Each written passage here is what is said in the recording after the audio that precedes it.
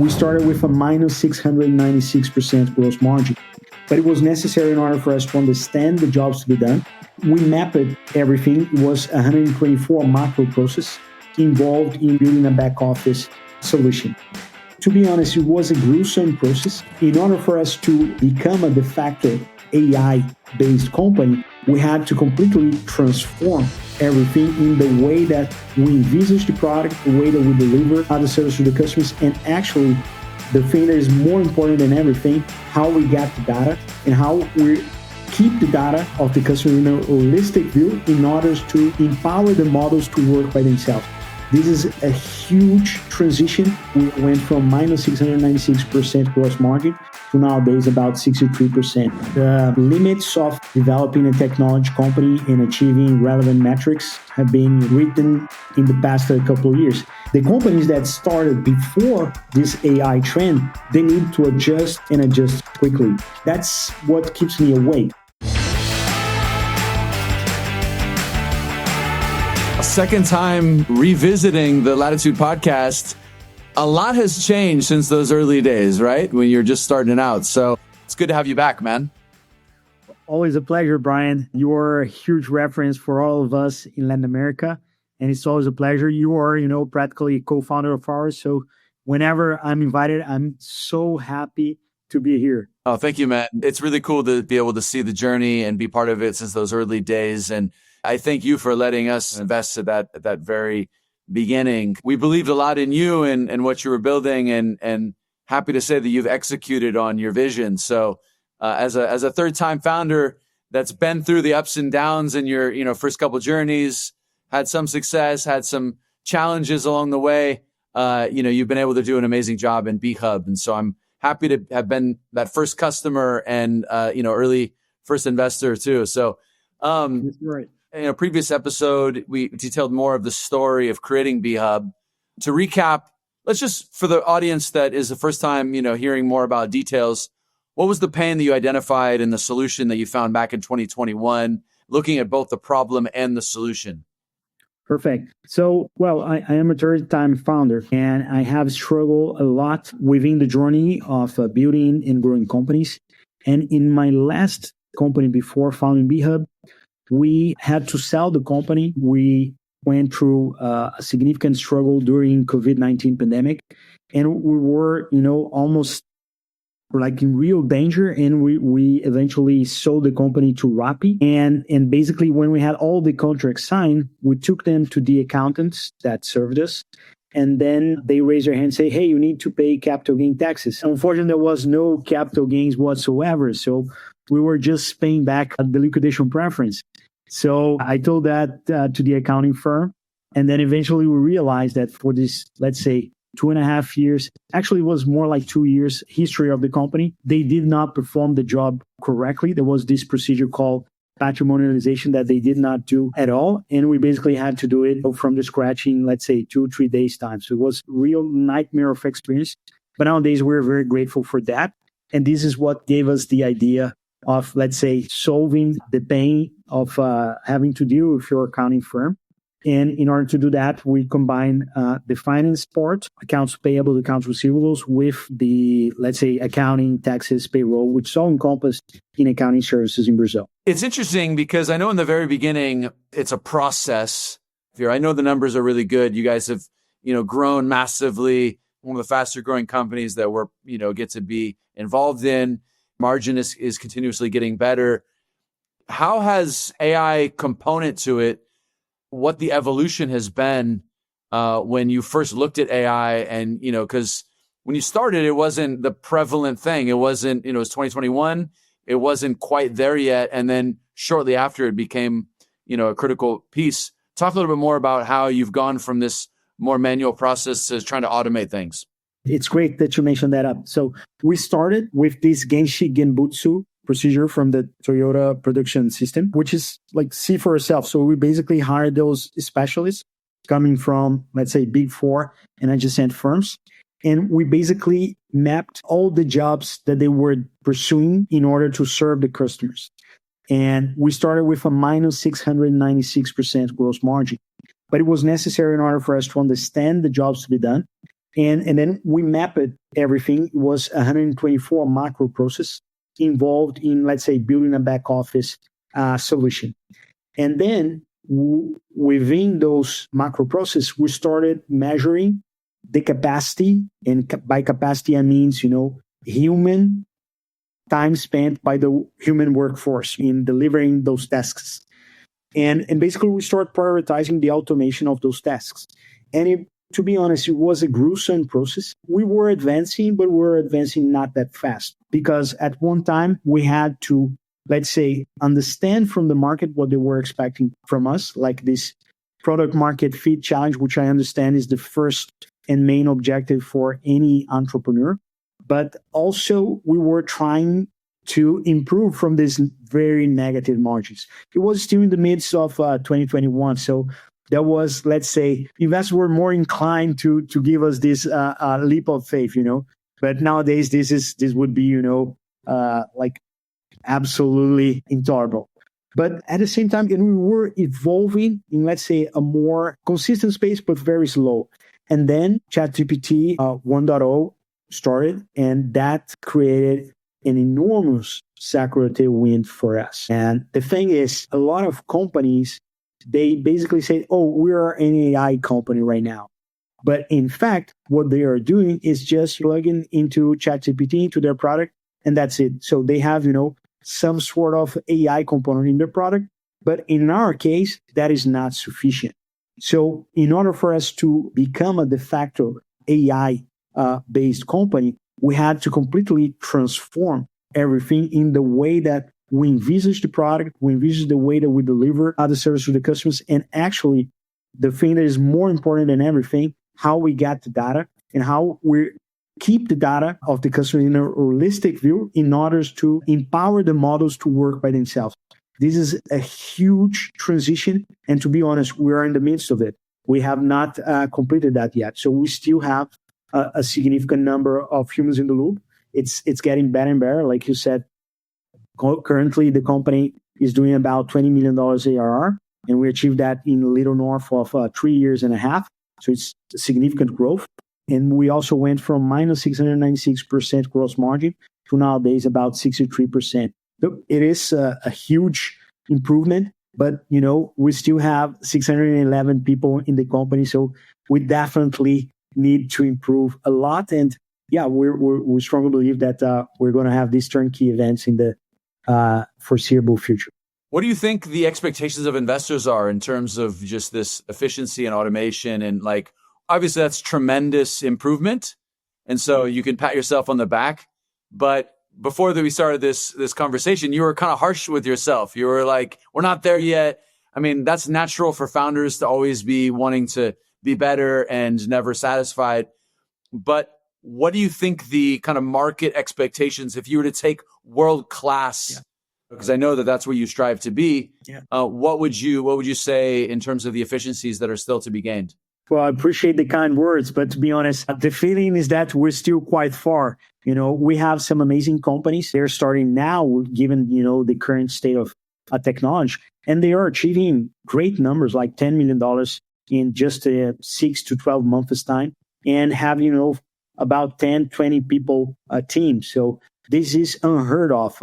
The limits of, let's say, developing a technology company and achieving relevant metrics have been written in the past couple of years. And I think that sets a new hurdle for all of us. So the companies that started before this AI trend, they need to adjust quickly. And to be honest, I've been spending a lot of time studying more and more and more. And that's what keeps me awake. Because at one hand, we have an enormous data leverage. And let's say we have hundreds of thousands of bank excerpts of transactional data, etc., which is a key component in order for us to train the models. But at the same time, we still have, hundreds of people. So it's not an easy transition. And it's like your body fighting, against new habits. So it's a challenging time. It's tough, but at the same time, I'm very boosted because it's a key challenge. And it's interesting because it forces us to reinvent ourselves. and use the advantage that we built from the scale that we have now, and at the same time reinvent, not thinking about having an operation, but instead how we would be solving the problems that we're now very used to. We understand that deeply, but in a totally different time, in a way that the model can handle it all by themselves. Yeah, SaaS businesses used to be triple, double, or something like that. Now it's like faster than that. Oh yeah, and by the way, do it way more profitably too. So the bar constantly is elevated, right? That is one point that I beg to differ. Indeed, they are being able to gain much more revenue than before with less people. But in terms of the costs, that is not true. In fact, the costs for you to build an AI company, they are much higher than just, hiring employees. In fact, precisely in Latin America, because, there are social aspects involved in the region that we are in, the workforce is way cheaper than implementing models. This is because of the FX rate, but also because the technology is too expensive.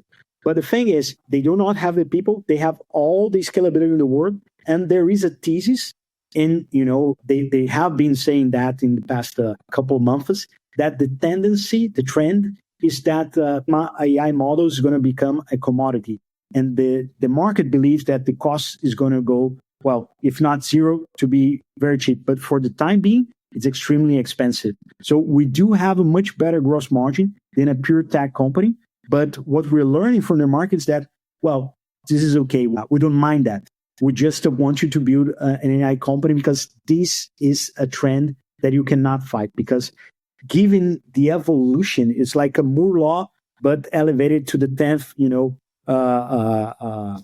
ratio. So, which model are you using primarily? To be honest, we use several models, and we did build our proprietary model. So we use ChatGPT for purposes of natural language processing. So we have Brain.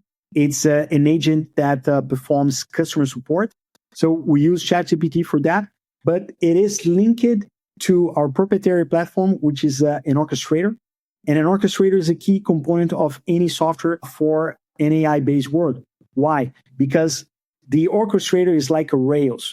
It basically enables us to control the agents, not to beat their heads, because otherwise you cannot control. You would hallucinate a lot. So we do have a proprietary orchestrator. It's a low code platform that we built, and it uses BPMN, which is a standard process notation format. And we have BHub Graph, which is our database that gathers data from, the customer CNPJ, how much they are making, the tax receipts that they issue, and from the purchase that they made. We have all the data, and it's important for us to develop the models, keep developing it in the future. And we also are testing DeepSeek for some tasks because DeepSeek is an interesting model. It's very good for inference. So there are some jobs to be done within our scope of work that is very interesting. It's actually more accurate than ChatGPT. And we do use small models that we created ourselves for specific tasks. For instance, when we think about accounting, you are thinking about registering, categorizing, and summarizing financial transactions. And this is something that is localized, has specific rules, and it's better for us to use a model because it's not only safer, because this is, sensitive data. And also the performance is better because the model is trained from a specific subset of data. So it learns better. It enables us to, let's say, if the customer approves this categorization, it will always consume this data point to make sure that we have consistency in the way that we record and categorize the transactions. If otherwise, we would have these large models, potentially they could categorize differently from the past, which the customers would for sure complain. So we're trying to see which solutions is better for the problem. Well, if you're looking to optimize prices, if I can help with OpenAI, I'm going to be visiting their office. We were there the other day, and they told me anyone that I know that's spending more than $1,000 or $2,000 a month to make sure that we get in contact, and we'll bring that price down, help you bring that price down. So let me know if I can help there. We'll give Matt Vale a call over at OpenAI and see if we can. Absolutely, you can help us big time because all right, the amount that we're expending is way higher than that. Sounds good. Now, moving on a little bit, I want to talk about something a little more sensitive because this is hard as a leader. You're leading a company. It's a now a fairly largest successful startup. You're kind of scale up. It's a tough question I'm going to ask you is, that there's a mandate to reduce headcount. How do you manage that inside your company where it's like, we're talking about how do you run a more efficient company and go from 611 to 311? What's your thought process in order to kind of maintain the focus for everybody and not be in an environment? Because we all remember what it was like in 2021, 2022, when there was, layoffs, and that kind of sense of having to reduce costs was like just priority number one for many companies. So what is your approach in terms of generating efficiency, but also like, keeping the North Star and the excitement of like not having that impending reduction, How do you manage that? It's tough, to be honest. I've been not been able to sleep very well lately. But as entrepreneurs, we need to always confront reality. And if we take a look at the market, there's this giant wave of AI. And basically, there's two ways, and two ways only. We can either surf this huge wave, or we can be devastated by this giant wave. So when you confront reality, there's not much of a choice. We just need to adapt. And based on that, what we're doing is we're being transparent with the team. And there is space for the best people, but probably not for everyone in the company. And yeah, we're doing the best we can, to treat the people fairly. We're already, let's say, in the process of saving headcounts. But we treat the people fairly. We pay them, a good and fair severance package. But in the end of the day, this is going to happen is not only at BHub, but in the entire market.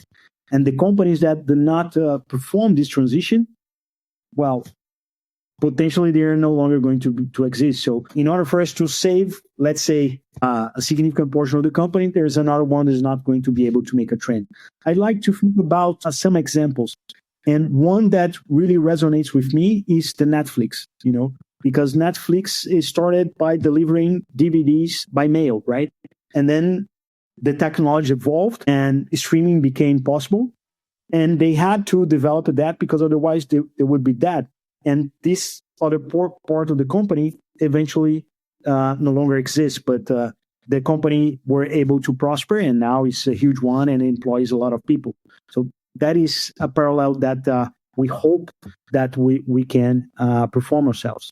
Yeah, I think the key thing you mentioned is just being transparent about it and facing reality. And I mean, at the end of the day, you need to just ensure you have the best, highest performing people that are adding the most value to the organization. And if the ROI isn't there, people need to know. And then those people that maybe couldn't figure out how to generate enough value, they need to go figure out how to generate enough value. And that's just kind of a fact of life, right? True story. I want to switch gears a second and talk a little bit more about Runway and how you manage Runway in a larger company. I remember at Viva, one of the things that I remember having a board member that told me this: hey, let's draw like a mark in the company. It's like we're not going to let our cash balance go below, I don't know, maybe it was like $10 million at the time or something. How do you think about Runway, and when you're balancing growth versus profitability and margin? What are your thoughts about Runway in terms of capital raising and maintaining a healthy balance sheet?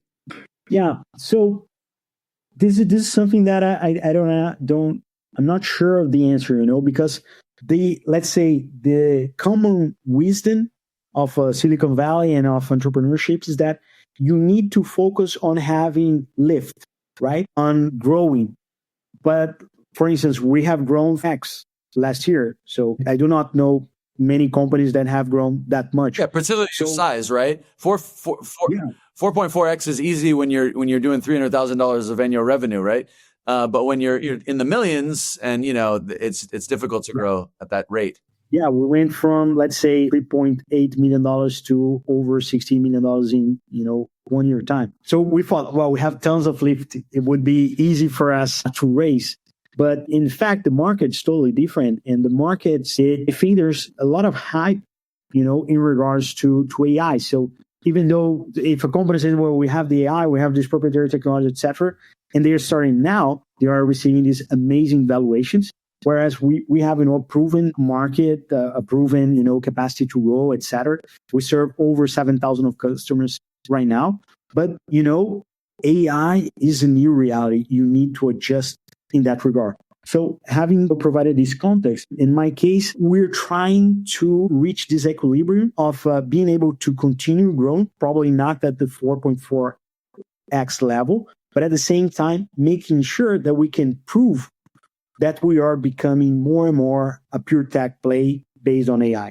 So I would say that it's a very challenging equilibrium between growth and proving that we are a pure tech company, which in fact is something that the market is telling us that it's even more important than growth itself. So I would say that it's important for all entrepreneurs to keep at least 18 months runway. Well, ideally, the most time possible. So that's what we're trying to do. You're in a good spot. You're building a great company. You've got happy customers. The business is growing. I'll give you a parallel. This is a more personal story. I remember at Viva Real when 2019, and there was like a lot of excitement around prop tech in our business, which is kind of phased out quite a bit now. And at the time there was like Loft, Quinto Andar, there was these other companies. And I remember they were like much less established than we were. In the case of Loft, they had like a much more shiny kind of vision, and they were smaller, and they were able to raise at like these astronomical valuations based on some of the kind of excitement of the future. Because you have like a real business, you have real revenue, and you have real customers, and you've got like all this data from all of your customers. And then there's these companies that are raising at kind of astronomical valuations just because they're AI first and exclusive AI from the beginning. Do you feel like it's too much hype? Like, do you think, because I mean, in retrospect, and I mean, no shade thrown to Loft, like I'm friends with Mate, Florian, they built a good business. They were smart. They acquired some good businesses too. In retrospect, we were actually a pretty interesting business at Viva, but we weren't as sexy because we were not kind of following some of the hype at the time, which was buying real estate and these other things that turned out to not really work for most companies. What's your take in terms of the stage where we are in the hype cycle? To be honest, I think that all hypes are irrational, right? And well, we're starting to see that the markets, are starting to adjust even for the very hyped AI companies. I believe this is going to be the trend. And for the entrepreneurs, well, we need to believe what we're doing. And of course, having, a rational and strong basis for our belief. In our case, well, everybody talks about, well, it's a perfect environment for you to build an AI-based company is the accounting because we have plenty of data. It's true. But, well, if a company is starting now, they don't have any data. So how can they train their models? So if you rationalize, we are in the best position possible for us to be the actual AI-based company in our market. So, well, I am absolutely confident in what we're doing. We have a strong basis of execution. We have an amazing track record for the past 3.5 years. And the market is going to adjust, It's just as every hype, as every sort of, let's say, somehow, a bubble. And by bubble, I mean a dislocation from rationality to, prices and other reactions that does not make sense from let's say, a longer trend, from a reality check. And I believe that AI is probably happening right now. And the market is going to adjust. It happened in the internet times during, the internet bubble. Probably we're seeing this AI trend right now. And let's see, the important thing is for us to build the best company possible for the long term. And of course, dealing with the applicable risks, which one of those is precisely what you have mentioned before, which is making sure that we have enough runway to assure survival of the company in any state of the market. Yeah, I think you're like, I'm obviously biased because I'm an investor and I'm a big fan of you. But I think that you're well-positioned because there's the legacy companies that have been around for 20 years. And like for them to adapt, okay, yeah, they have a lot of data, they have a lot of things, but then for them to like kind of completely reshape their business, BHub, we've been operating for like three, maybe 4 years. So like agility and adjustment, and the fact that you've got these sleepless nights kind of banging your head against the wall to figure out how to make these adjustments. You're not so deep entrenched. And then you also have the benefit of having the data. So I think that you're actually in a good spot with that. Well, appreciate the kind words. And well, I think precisely the way that you described. So the thing is, we were moving in a very steady, consistent pace, but it was not like this turnkey, this very aggressive pace. We were being very conservative, because one thing that entrepreneurs need to bear in mind is that you also have to administer growth with retention. So you can grow 4.4x, but 4x, but what is the retention? So for us, we have 4.4x growth, but we're keeping churn below 2%. So it's a delicate equilibrium. And again, what we're seeing is that, well, we're blessed to have this strong cash flow. We have over 24 months of runway. And as we see the market trend, we're going to move that. Just are clear to us that we need to move faster towards this objective of becoming a pure tech company, which was something that we always had a vision, but we were doing, this very conservative approach, building trust, having a lot of growth, keeping a churn very controlled. But right now, what we are adjusting is we need to be more aggressive. We need to move faster towards this objective. And that's what we've been adjusting the plan for. You mentioned churn, and if we look at oftentimes the different cohorts of customers, different ICPs, and Viva Real, we realized that our churn was super high with like independent agents, and that our lowest churn was like, more mid-sized, larger brokerages that had lots of inventory and kind of stick around on the platform for a long period of time. What has the evolution have been in terms of where you've decided that you need to focus your energy on in terms of the profile of the customers, and how has that evolved since the beginning? Great comment. So when we started was 2021. So it was at the highest of the hype in terms of startups, right? It seemed that startups were going to take the word inconsistent to Mark Andreessen famous article, software is going to eat the word, right? But and we were 100% focused at servicing startups. And then all of a sudden the market changed, and we started to experience some significant churns because of dear customers. They were dying because they were not being able to raise more cash, and they were running out of cash. And then we were banging our heads trying to find a solution, trying to assess, let's say, mass markets, and nothing really worked. The customer acquisition costs, which were based in word of mouth, based on the partnerships that we had with Latitud, everything was going super well until the markets changed. And then eventually we stumbled upon an amazing opportunity to partner with accounting firms. These are legacy firms. They are not like tech savvy. And the regulations, after COVID-19 pandemic happened, there was a big transition towards digital payments. Pix infrastructure became worldwide recognized and renowned. And the government saw that as an opportunity to increase the burden of reporting requirements and ancillary obligations applicable to companies.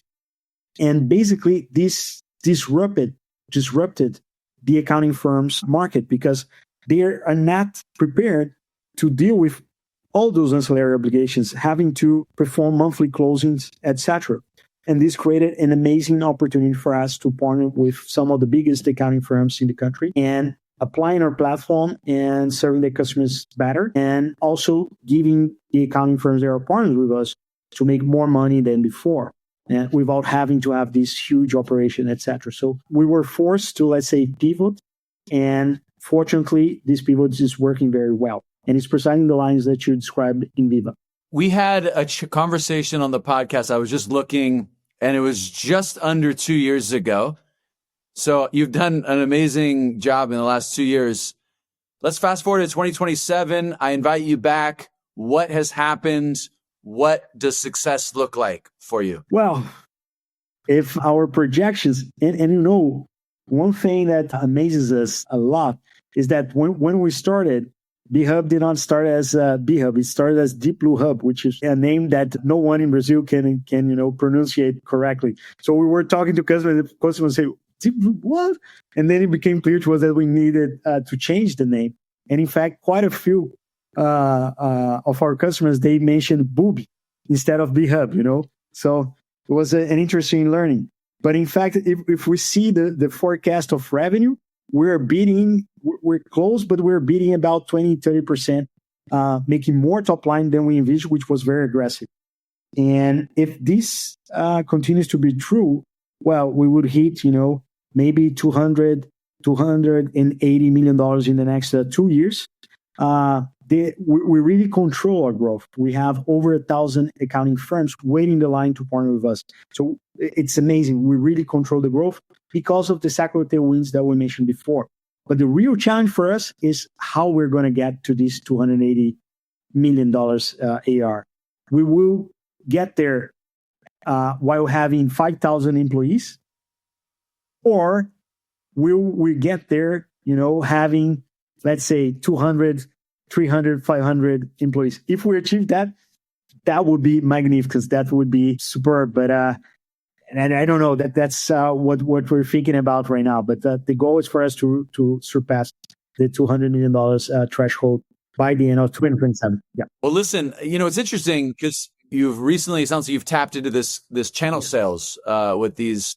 How critical has that been? And how do you transition from a direct sales to combining with a sales channel? And because that changes a lot internally. And when is the right time to move to a channel sales model? One thing that really resonates with us is to confront the brutal facts of reality, right? So in our case, well, it was clear for us that the motion that we had from the start, which was to have this SDR, closer, these, traditional SaaS sales force that we would be selling to startups, it stopped working and our customer acquisition costs exploded. And basically, we were banging our heads to see a way out of trouble. And eventually we stumbled upon this channel of entering into partnerships with accounting firms. And what we did, one key pillar of our strategy is building content for this new market. So within this, let's say 2 years, we became one of the biggest influencers for the accounting markets. We have over 80,000 followers in Instagram, especially for this segment. And nowadays we're invited to all of these events of the accounting markets. We are present there. We have a relationship with the biggest influencers in this market, etc. So it's important for you to build trust in a new market. And a means for that is to create content, a very specific content tailored at this new market. And the other thing is that, well, right now we completely changed the team. We completely changed the motion. So it doesn't make any sense for us to invest in Google, Instagram. Well, we actually need to empower the accounting firms to make sales themselves. So it's changed. It completely changed. So we're much more focused at servicing and making our partners more successful than, by doing ourselves the job to be done in terms of growth. So it's totally different perspective. And another thing that was interesting is that we created everything, the systems, everything for, let's say, a one-sided platform. And then all of a sudden, we had to change to this two-sided platform. And as you know, this is very challenging because it's a network environment. So, well, you need to try to accommodate both sides of the marketplace. So how do you get more customers? Well, we do not invest to acquire customers. We actually need to invest in the partnerships in order to bring those customers. And we need to treat them well in order to keep them. So it's challenging. It's much more complex than when we started. And to be honest, we're learning every day. We're still not at where we want to be. Yeah, never satisfied. I do like your content strategy, and I pop open LinkedIn, and you're camera ready. You've got the production and reviewing a book here, having a conversation here, and sharing a lot of advice. And I think it resonates, particularly in like an industry that's. We did this in real estate too. Like we had a really kind of active blog. We did events. We did webinars. And that kind of stuff like actually matters. And particularly like in a more boring industry like accounting, like you guys are a breath of fresh air in the accounting world because you're teaching, you're giving insights, and that can be a very effective mechanism to build a brand. And like you said, trust is at the base layer of everything, and you guys have been able to do that. So wrapping up here, what final advice would you give looking to have success in their startups and having an impact in Latin America?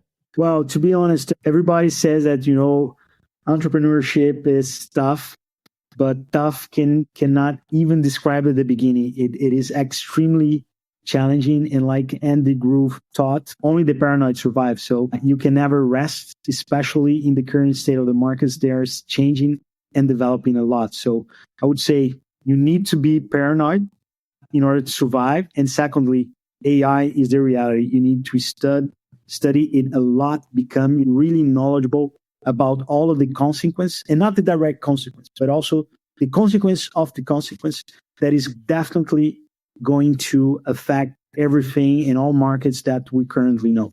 So that would be my two advice: being paranoid, and secondly, study really hard about AI.